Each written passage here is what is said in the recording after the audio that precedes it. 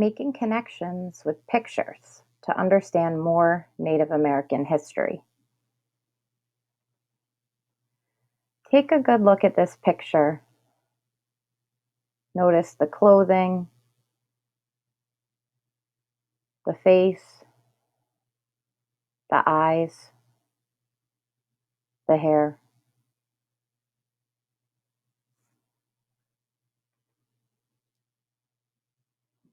Take a look at this picture and notice the clothing, the face, the eyes, the hair.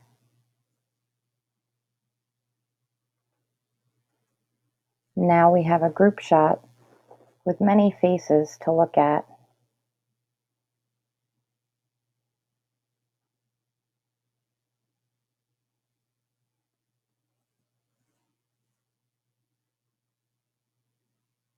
And another group shot.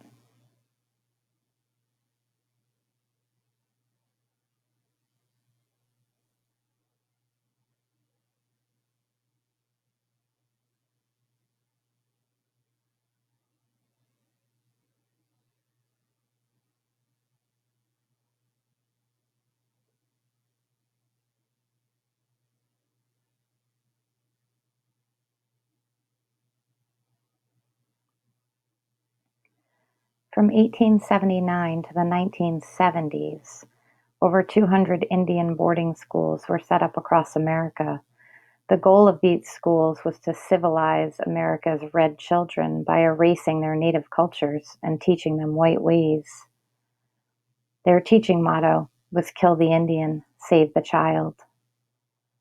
Hundreds of thousands of Indian children were removed from their homes, often by soldiers at gunpoint and by reservation employees using physical force.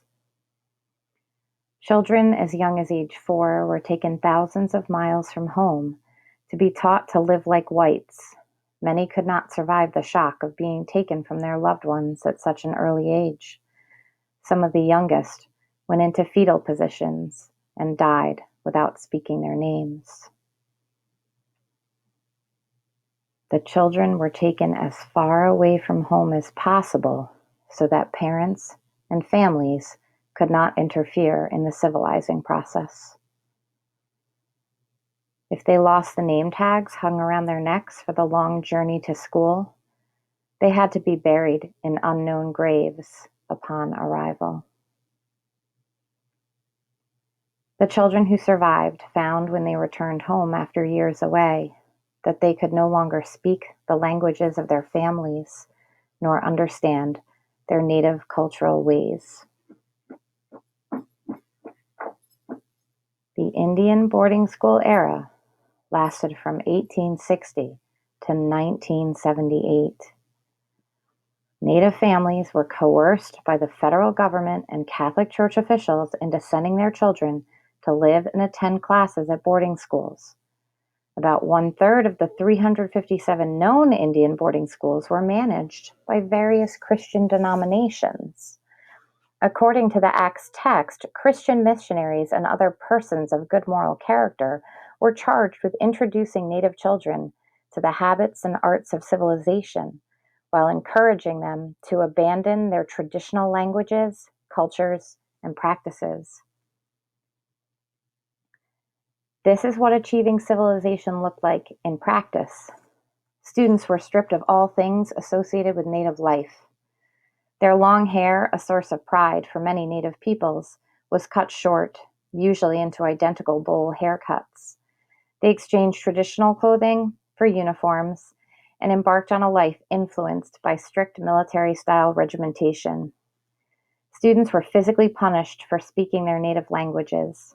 Contact with family and community members was discouraged or forbidden altogether.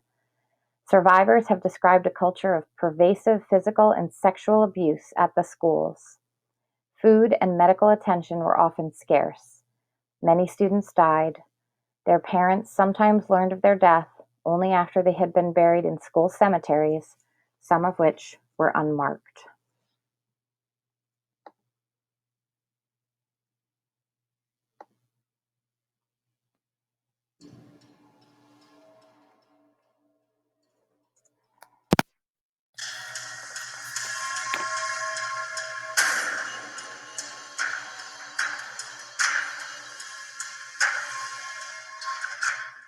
They wanted to destroy our identity.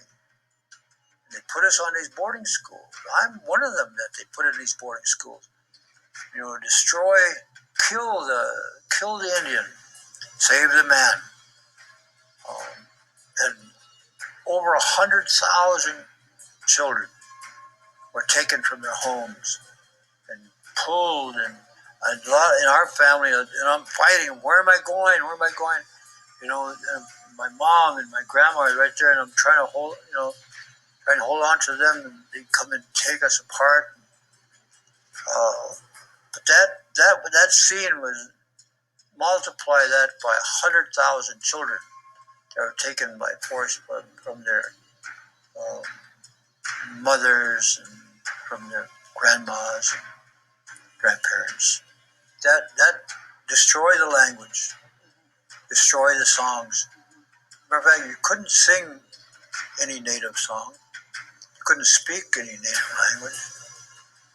The vernacular would be English and English only. That's how they wrote it up. In the boarding schools? Yeah. And there was corporal punishment there. But there was also, I was in a school where there was priests and nuns.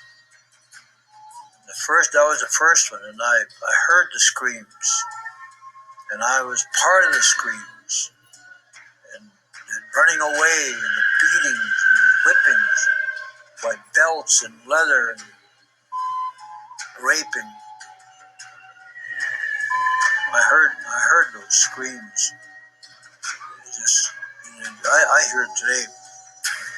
I said I would never forgive this government for allowing a policy like that to be inflicted upon us.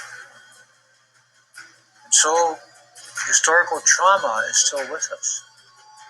And that's when Standing Rock happened.